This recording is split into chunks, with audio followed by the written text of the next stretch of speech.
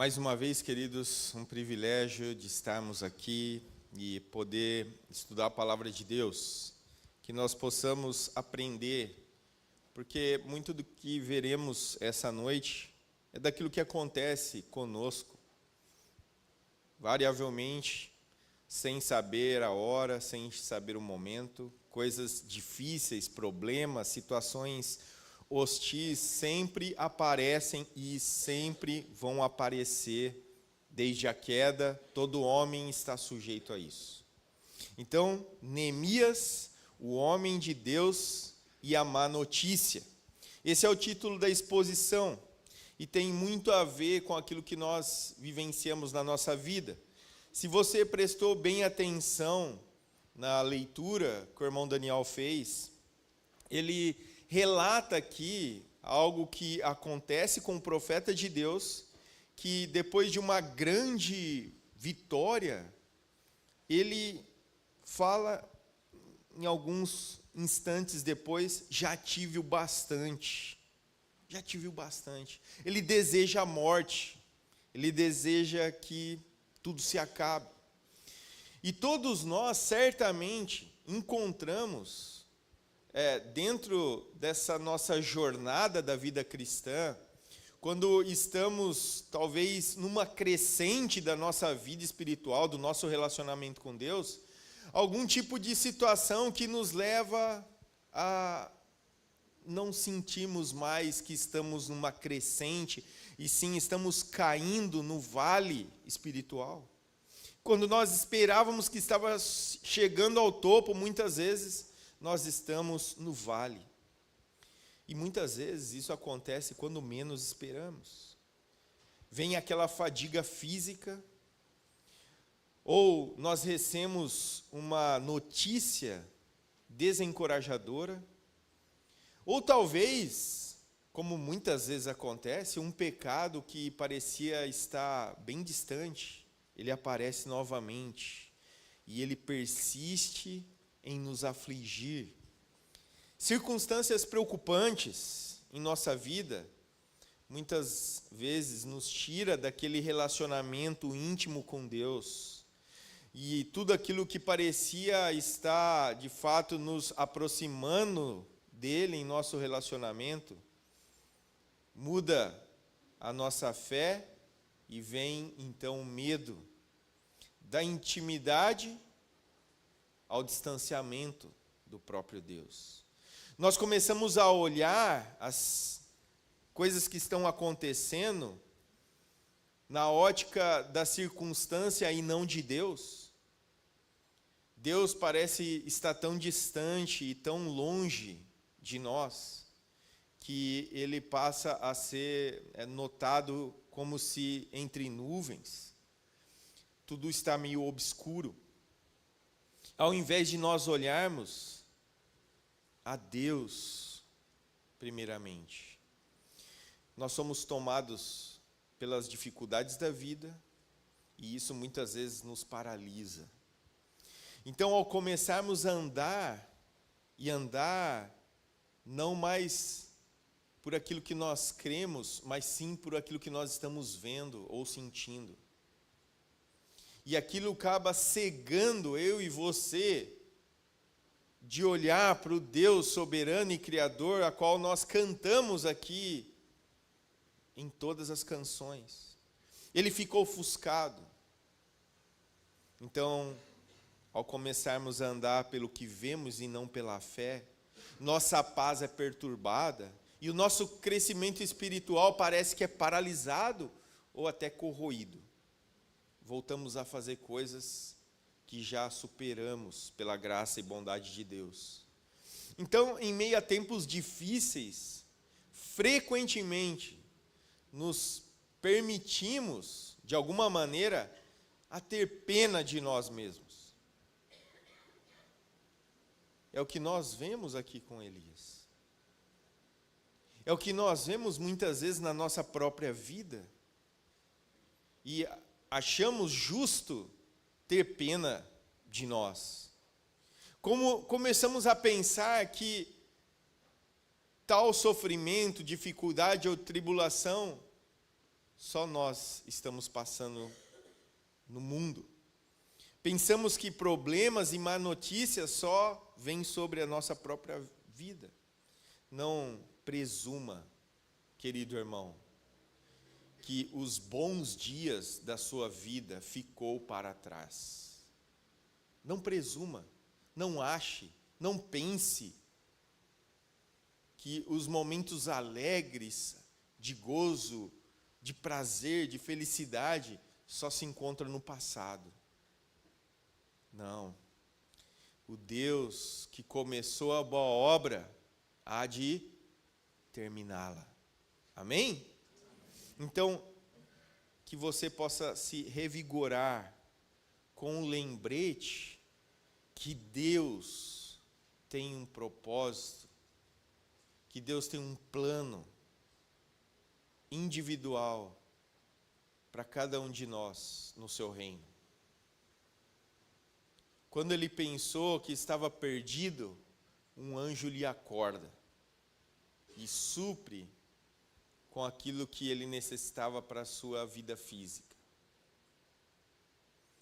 Quando nós estamos, parece que derrubados pelos problemas, Deus nunca esqueceu de nós. Talvez você tenha se esquecido dele, mas ele não. Convido você a olhar o texto das Sagradas Escrituras, da Palavra de Deus, lá para Neemias. Hoje nós entraremos na exposição própria do texto, do verso 1 ao verso 11, e assim lemos juntos. Neemias, capítulo 1, verso 1 a 11.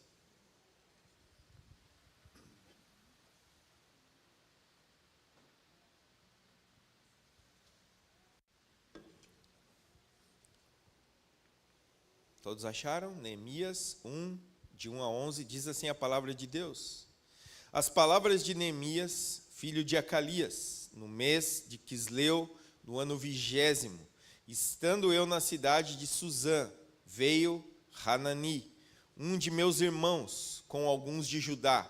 Então lhes perguntei pelos judeus que escaparam e que não foram levados para o exílio e acerca de Jerusalém. Disseram-me, os restantes que não foram levados para o exílio e se acham lá na província estão em grande miséria e desprezo. Os muros de Jerusalém estão derribados e as suas portas queimadas. Tendo eu ouvido estas palavras, assentei-me e chorei e lamentei por alguns dias. E estive jejuando e orando perante o Deus dos céus. E disse, Senhor, Deus dos céus, Deus grande e temível, que guarda as alianças e a misericórdia para com aqueles que te amam e guardam os teus mandamentos.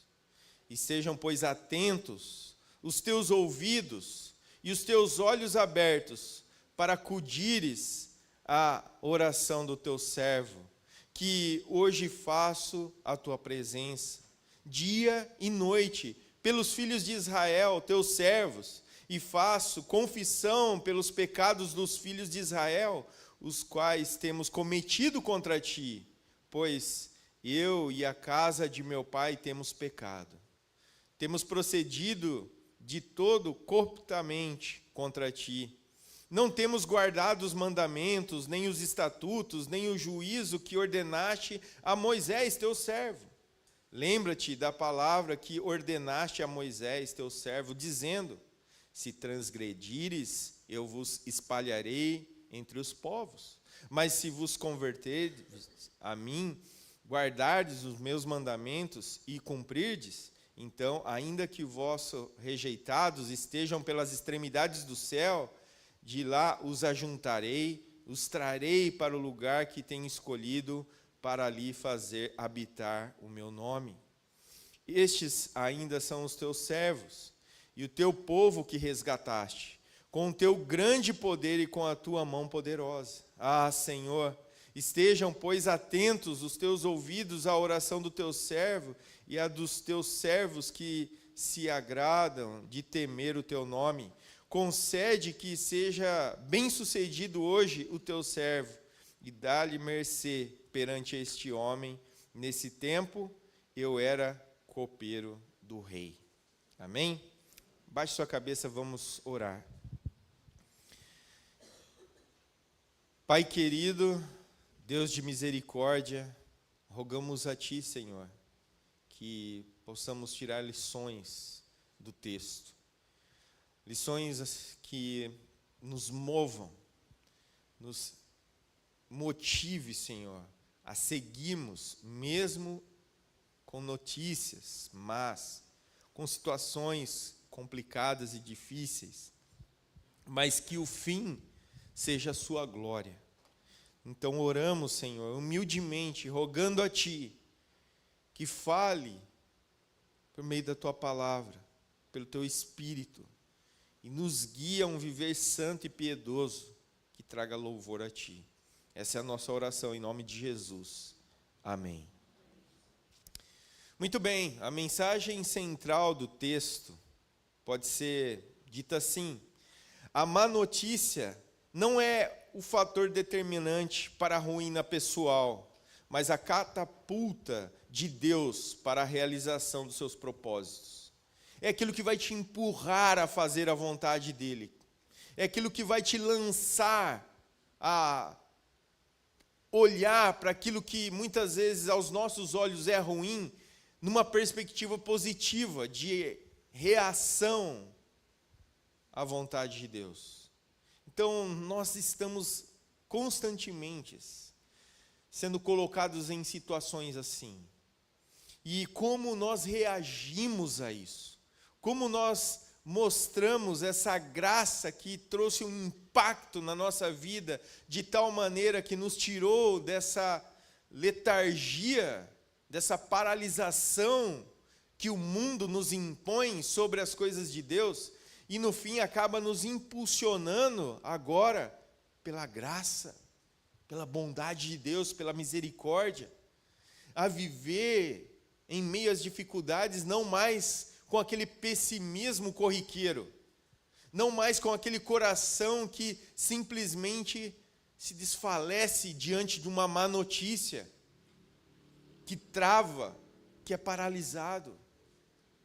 Se Cristo está em nós, Ele é suficiente para nos impulsionar a viver mesmo em um mundo hostil, difícil e duro, para realizarmos a boa obra dEle, para testemunharmos aquilo que Ele fez em nós, porque é suficiente para nos salvar. Então, quero fazer uma exposição aqui do texto e trazer 3 detalhes aqui que podem nos levar a entender esse agir de Deus em meio a situações difíceis. Então, primeira lição, o homem de Deus e a má notícia, versículos de 1 a 3. O nome Neemias significa confortador, dado por Deus, aquele que consola. É isso que significa o seu nome.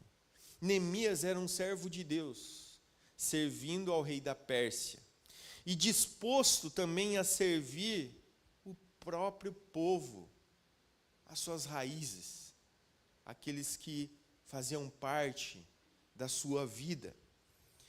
Possivelmente, Neemias, ele nasceu no exílio, no cativeiro. Ele nasceu em um ambiente de uma influência oposta à fé em Deus, mas sim sobre uma grande influência pagã. No entanto, cercado por tudo que é hostil à fé em um único Deus, esse homem cresceu, bem provavelmente instruído por alguém que de fato manteve a sua fidelidade a Deus, seja os seus pais ou alguém que ali cuidou e ajudou no cuidado de Neemias na sua infância. Nós veremos que ele, mesmo estando em uma terra pagã, em um povo que adorava tudo menos a Deus, ele permaneceu fiel. Ele cresceu comprometido com Deus. E isso faz muita diferença. Neemias, provavelmente, ele nunca tinha pisado em Jerusalém. Ele cresceu naquele contexto politeísta da Babilônia. Contudo, por causa da sua integridade, da sua capacidade, da sua lealdade, ele ocupa um cargo grande, de grande confiança daquele que era o rei Artaxerxes, em Suzã, um dos principais palácios ali, ou residência de inverno do monarca. Em Suzã era uma grande fortaleza. Por quê? Porque os reis temiam o ataque de outros reinos. E assim, então, tomado por essa situação que era comum aos reis, de serem traídos, ele coloca Neemias como seu homem de confiança. E ali, então, ele supervisionava tudo que era referente ao rei. Ele cuidava de tudo que estava envolvendo a vida do rei, os seus aposentos, a sua alimentação, e a ponto de provar antes do próprio rei toda a bebida, para que, se algo tivesse sido colocado ali, quem sofreria as consequências era o copeiro. Então, quando você pensa copeiro, muitas vezes você tem a ideia de um mordomo, mas não é isso. Neemias era alguém muito próximo do rei.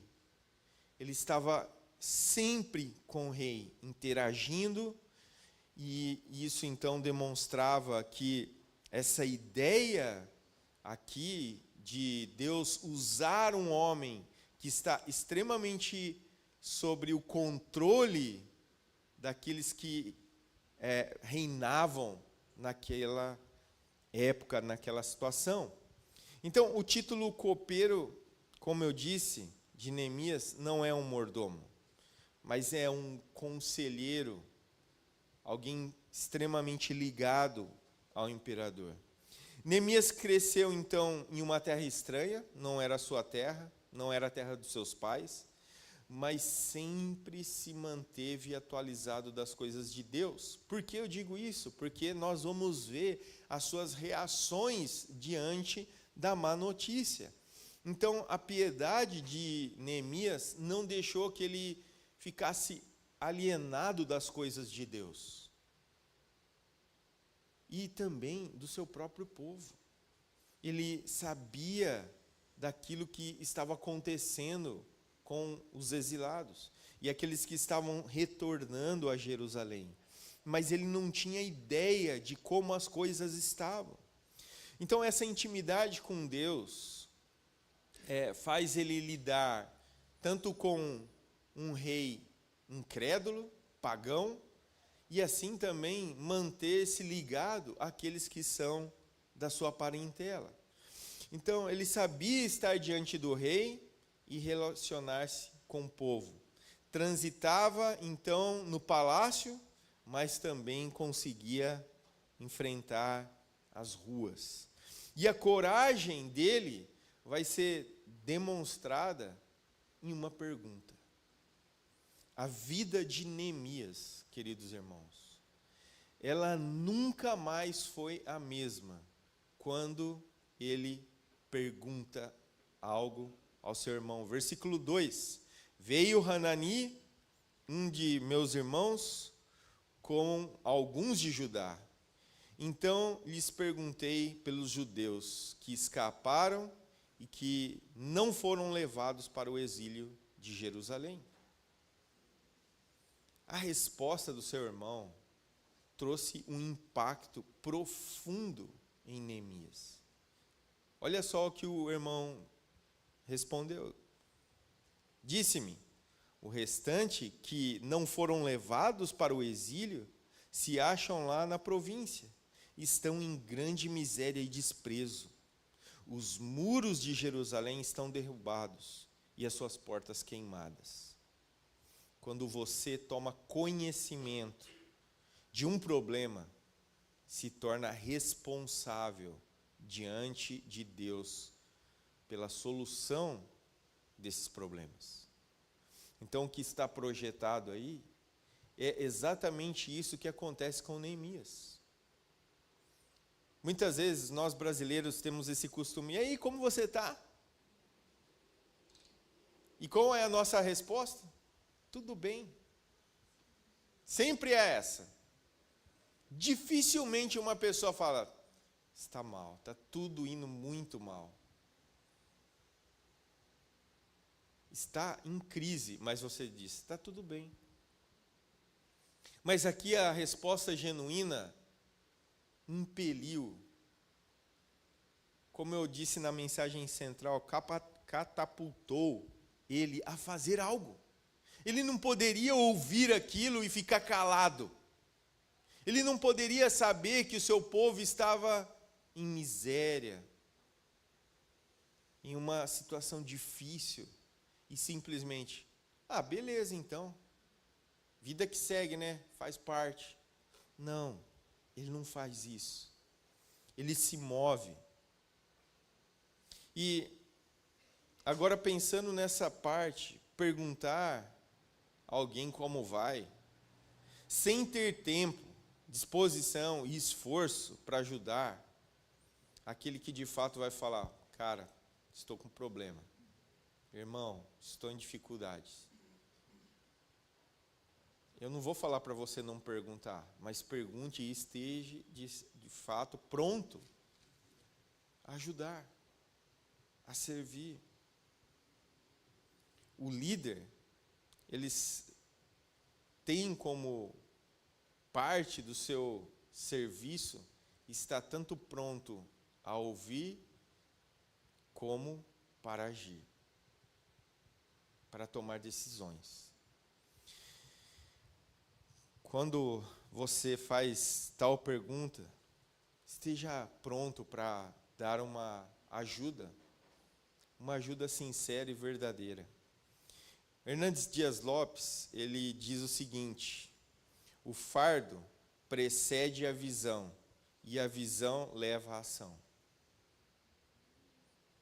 Então, quando há dificuldade que está ali à sua vista, não fique só olhando. Atue, tome a direção, faça o que for necessário. Então, quando Neemias soube da necessidade do povo, ele sentiu-se chamado, impelido a atender aquela necessidade. E nós temos que ter coragem para fazer o mesmo. Quando nós fazemos tal pergunta: vai tudo bem, querido irmão? Ao ouvir a resposta, se ela for de fato uma necessidade, precisamos estar aptos, porque nós somos uma família, a igreja de Deus, e nós temos que estar preparados a isso. Então, os ouvidos aqui de Neemias estavam abertos ao clamor do seu irmão, dos amigos, talvez ali que vieram com seu irmão. E aquela má notícia tomou seu coração profundamente. E ele entendeu a necessidade. Ele vivia no luxo, em um palácio enorme. Mas como ele vivia de maneira piedosa, ele se importou. Ele vivia com Deus guiando o seu coração. E por isso ele se importa com a miséria do povo, de um lugar que ele nunca pôde estar até então. Jerusalém ficava aproximadamente 1.500 quilômetros de Suzã. E Neemias nunca tinha sequer visto algum retrato, como nós, se pesquisarmos aí na internet, sobre algum lugar determinado, nós encontramos várias imagens. Não tinha isso. Acredite, não tinha internet. E na agenda dele houve espaço para receber a má notícia, mas não ficar paralisado diante dela. Era um homem que tinha conhecimento, que tinha influência, tinha poder, mas que não se afastou dos problemas daqueles que estavam à sua volta, talvez à sua volta bem distante. Muitos homens podem até viver encastelados pelo seu poder, por aquilo que possuem, pelos benefícios que têm, mas quando podem ser instrumentos de Deus, ainda mais se fecham. Esquecem que tudo que têm é pela misericórdia e bondade de Deus. São guiados pelo poder. Quando começou novamente a questão política, alguns memes foram inovados, né? E um que me chamou a atenção é justamente um que há uma pessoa enterrada, uma plaquinha, vereador. E aí fala lá, né, há um grito, ano de eleição, e ele sai ali da sepultura, né, e começa a pedir voto já, né? O que você precisa? É justamente isso. Algumas pessoas só aparecem em tempos oportunos para elas mesmas. Mas nós devemos ser completamente diferentes. Nós devemos estar sempre prontos para servir a Deus, para servir o povo de Deus. Então, como uma aplicação, melhor do que realizar nossas próprias ambições e sonhos, é cumprir o projeto, o plano, o propósito de Deus. Não importa a notícia que nós recebemos, não importa a circunstância, Deus é Senhor, soberano, Criador, é o nosso Deus. E Ele nos colocou aqui para que nós praticássemos boas obras, para que nós pudéssemos viver a vontade dEle, e está sempre à disposição. E assim nós vamos ver o segundo ensino. O homem de Deus reage à má notícia, versículo 4. Então, como eu disse no início, vivemos em um mundo que considera as dificuldades algo extremamente ruins. Mas nós vivemos em um mundo também onde que quando um homem chora, ou alguém chora, é um sinal de fraqueza. Mas a Bíblia, no entanto, mostra que o choro pode mostrar outra coisa: cuidado, preocupação. Assim foi com Jeremias, assim foi com Jesus, e assim foi com Paulo, e tantos outros que são descritos nas Escrituras como alguém que chora. Mas choram porque eles têm interesses pessoais, eles pensam nas pessoas. Eles estavam extremamente ocupados, mas também estavam preocupados com a condição de uma geração caída e perversa, que carece da misericórdia e da graça de Deus. E nós vemos aqui em Neemias, como por meio de uma janela, quando nós vemos alguém chorar ao ouvir uma má notícia, mas o líder piedoso, ele é forte o suficiente para chorar, mas também ele combina algumas coisas em meio ao seu choro. Em meio ao seu pranto, nós vemos um homem que ora a Deus. Então, um bom líder é um líder que sempre está de joelhos, sempre colocando diante de Deus. E o livro de Neemias, apesar de não ser tão longo, contém 12 orações de Neemias. Nós conseguimos ver que esse homem era um homem que, mesmo em uma situação completamente difícil, lembra, ele é um exilado também. Ele não está na sua terra. Ele está sobre um governo pagão. tudo de ruim está à sua volta, mas ele não esquece de orar. Muitos líderes da atualidade, e dentro do contexto da igreja, tá?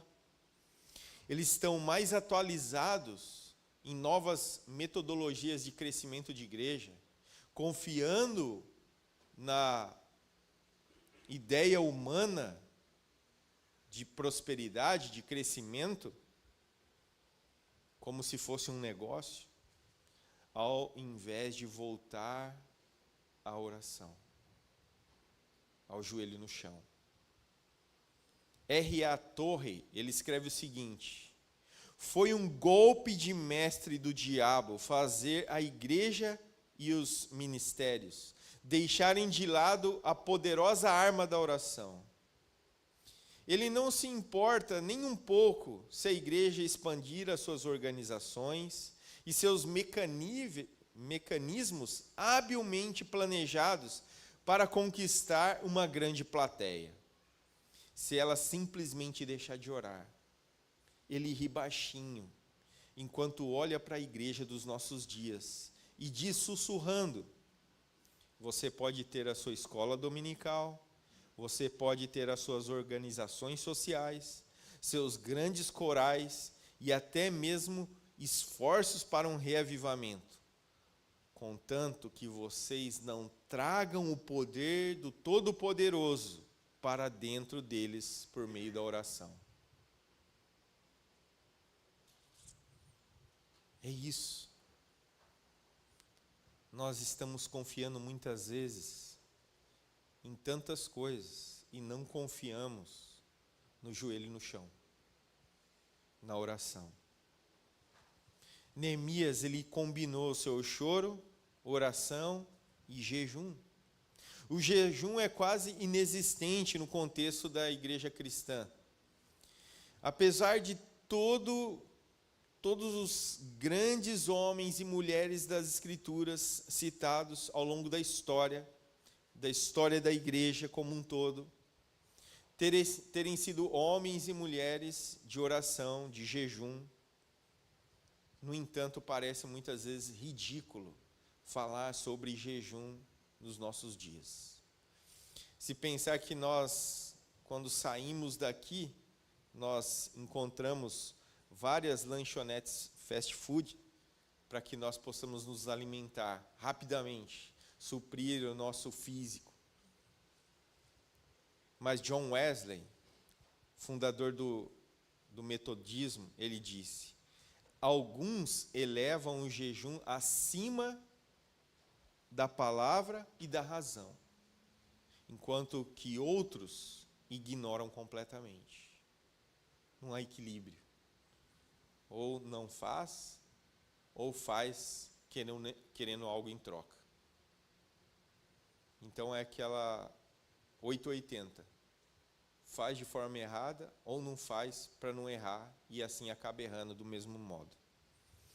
Neemias, ele chora, ora, jejua e age. Ele busca a Deus e toma medidas práticas. Então, adiantando um pouco do que vai acontecer, ele vai falar com o rei, ele vai vistoriar a obra, incentiva o povo, enfrenta os inimigos e faz nomeações certas. É isso que nós vamos ver na história. Mas ele começou chorando, orando e jejuando. Foi assim que ele começou. Ele começou tudo isso pela graça e a bondade de Deus. Então, por meio desse texto, nós, como igreja, aprendemos algumas lições práticas aqui. Primeiro, os problemas aparentes e que são aos nossos olhos insolúveis, sem poder dar solução, quando nós nos comprometemos com Deus, há solução. Há solução. Segundo, os homens mais eficazes na obra de Deus são aqueles que têm um coração quebrantado e que conhecem e têm intimidade com Deus por meio da oração, do jejum. E terceiro, Deus pode levantar você, meu querido irmão, poderosamente e com uma coragem de enfrentar situações em prol do reino, em prol de fazer algo relevante, mas o qual vai tirar você da sua zona de conforto. Vai tirar você. Não pense que vai ser moleza. Não pense que tudo foi caindo como presentes no dia do seu aniversário. Vai chegando. Não foi à custa de oração, de jejum, mas de ação. Ele precisou se envolver com o trabalho. Terceira, o homem de Deus reconhece a sua dependência de Deus. Versículos de 5 a 11. Aqui nós vamos ver, de fato, a oração de Neemias. Ele é confortado, porque ele sabe quem é o Deus Todo-Poderoso, Criador dos céus e da terra. Então, ele compartilha com ele, com Deus. Ele compartilha as suas ansiedades, os seus temores, a sua inquietação com Deus. Esse é o caminho que nós temos que fazer. Nós muitas vezes minimizamos Deus e achamos que Ele está tão distante que Ele não pode ouvir o nosso lamento, o nosso choro, as nossas aflições. Mas isso é culpa nossa, não é de Deus. Ele sempre está com as mãos estendidas para que você simplesmente a agarre. É justamente isso que ele está fazendo aqui. Ele não chama a liderança da igreja, ele não recorre a um botão de emergência, ele simplesmente compartilha com Deus em sua oração. E ele demonstra que claramente na sua oração, primeiro, ele coloca Deus no seu devido lugar, versículo 5. Ele exalta a Deus. E o fato da grandeza de Deus foi estabelecida nos tempos de Moisés. Ele está lembrando de Deuteronômio 7:21. Na oração, ele confessa o pecado, tanto pessoal como coletivo. Ele não fala a culpa do meu povo. Ele se coloca nessa condição de pecador. Ele fala isso. Ele afirmou que Deus também ouve a oração. Versículo 6, 11, depois lá no capítulo 2 ele vai falar novamente. Ele lembra que Deus perdoa pecados. Versículo 7.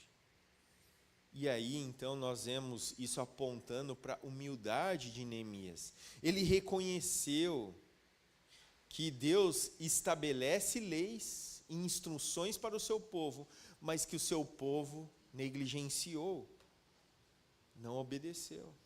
Embora Deus seja amoroso, seja misericordioso, Deus é santo, reto e justo.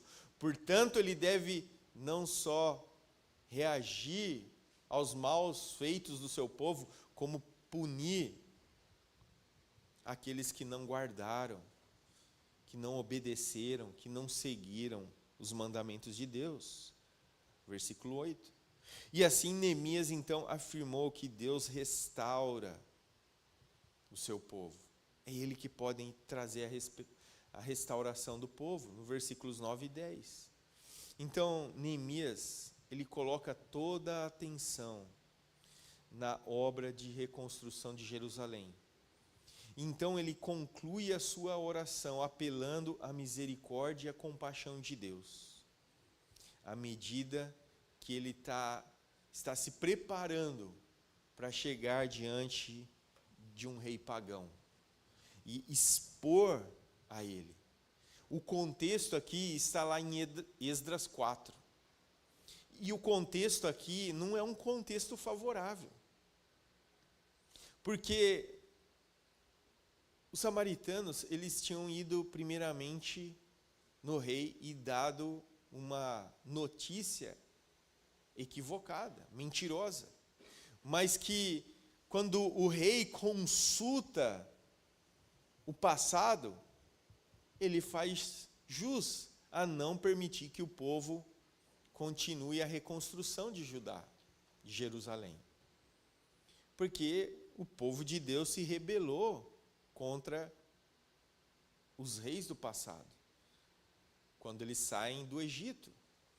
E então, quando ele olha para a história do passado, ele fala, melhor não deixar esse povo reconstruir, porque eles vão se rebelar contra nós.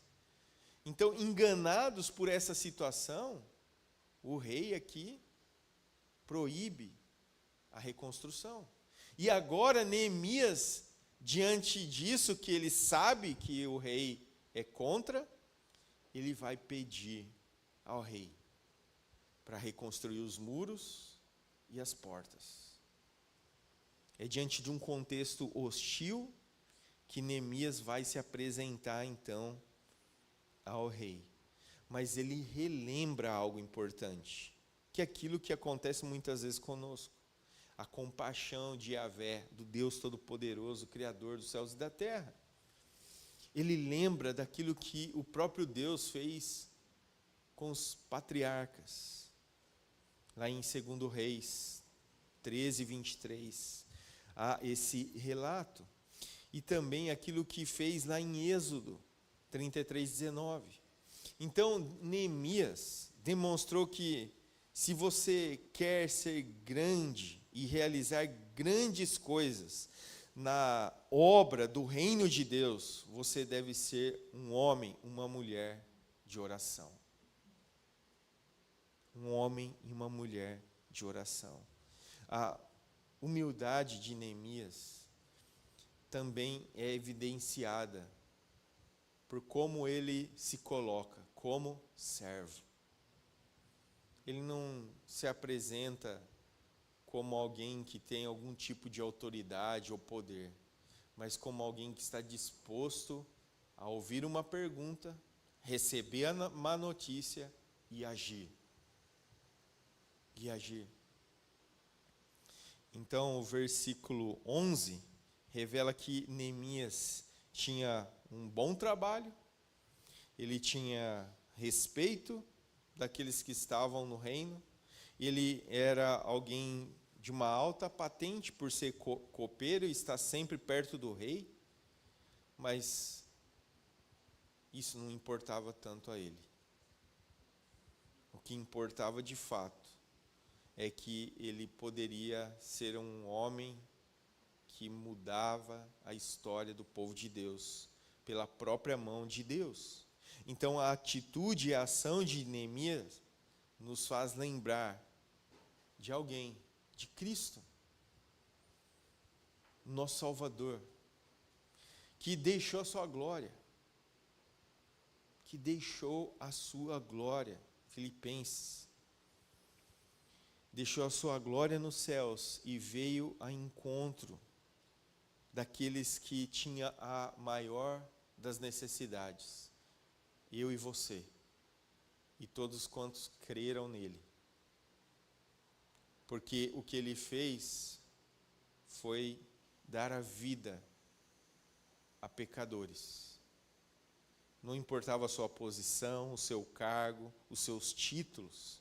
Para Neemias e para o Filho de Deus, não levou em conta o ser Deus.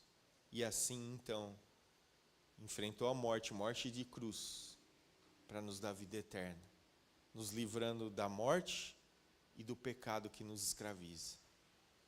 Então nós vemos aqui algo como se fosse um tipo. Neemias é um tipo daquele que haveria de vir e que veio e venceu a morte e reina sobre nós. Então Neemias foi um homem sempre ocupado, mas não tão ocupado a ponto de esquecer o plano soberano de Deus. Então, um dos truques, queridos irmãos, de Satanás do diabo, do capiroto, é nos manter tão ocupados que nós esquecemos do propósito que nós temos aqui e agora, a glória de Deus. Amém? Concluindo,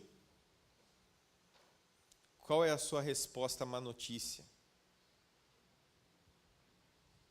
Qual é a sua resposta à má notícia? Como você tem respondido à má notícia? Independente de qualquer coisa, eu tenho mais uma má notícia para você. Elas continuarão vindo. Elas continuarão vindo. Mas se de fato você é um filho de Deus, você tem a quem recorrer. Você tem a quem chorar, orar, jejuar e agir. Então, diante da má notícia, você pode até chorar, mas em seguida ore, jejue e comece a agir em conformidade com a palavra de Deus. Amém?